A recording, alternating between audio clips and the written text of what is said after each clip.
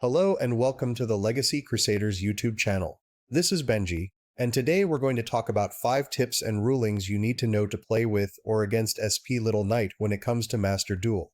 The card already sees play in every deck in the TCG, and will continue to do so when it arrives here as well. SP is a Dark Link 2 warrior with left and right arrows with 2 effects.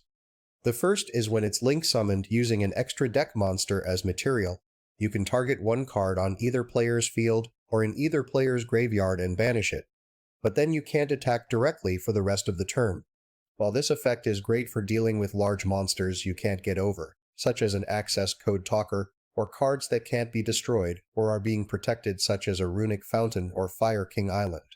It can also be used to remove valuable follow-up from your opponent's graveyard, such as Wanted or the original Sinful Spoils, or important one of such as Shayama the Unchained Soul, and in some cases setting up future plays for you with Bis Teal Dis Patter.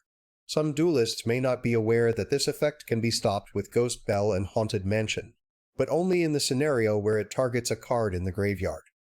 If the targeted card wasn't in the graveyard, it isn't eligible as it won't meet the conditions of Ghost Bell. This was the first tip. This effect is often used on your opponent's turn by summoning SP off of IP or Unchained Soul of Rage. Its second effect says when your opponent starts a chain link is a quick effect that says, you can banish one monster you control and one monster on the field. The second monster can be your monster or your opponent's, and this effect is often used to dodge targeted negation effects such as Imperm and Valor on important parts of your combo such as Rescue Ace Turbulence. It can also be used for keeping some monsters on your end board should your opponent choose to Nibiru you. You don't need to use the effect on your own monster. You can always use it to banish an important card of an opponent's monster as well to disrupt their play, and usually you'll banish your own SP to ensure it will survive to keep being useful next turn. So the second tip was on using SP to protect your own cards. SP's effect has some downsides. It must banish both monsters, otherwise it will banish neither. You can often chain an effect that would remove one of the targets to prevent SP from resolving properly, such as linking off the target with IP or sending it to the graveyard with Forbidden Droplet. This will mean that SP will have been used for the turn, but will have resolved without effect, leaving it on field to be destroyed by battle or card effect assuming it wasn't made with IP. Speaking of IP, the monster that are banished off of SP when returned in the end phase will lose properties that were applied to them on the field. Temporarily banished monsters will forget any stat modifiers applied to them, as well as previously applied effects such as being negated or having used their effects that turn. It doesn't mean you can use a hard once per turn effect, but your soft once per turns will reset, such as a fully used Light and Darkness Dragon can be banished this way and return ready to negate every one of your opponent's plays all over again, or more likely your Baron will have its negate back. Monsters temporarily banished will also forget the information about their specific material used for its summon, so IP protection will no longer apply. But if a card could be used to unlink a monster, it would still work, as there are rulings with Diffusion and Desynchro that describe this exception. So tip 3 was what you need to know about temporarily banished monsters. There are actually 2 things that are not forgotten.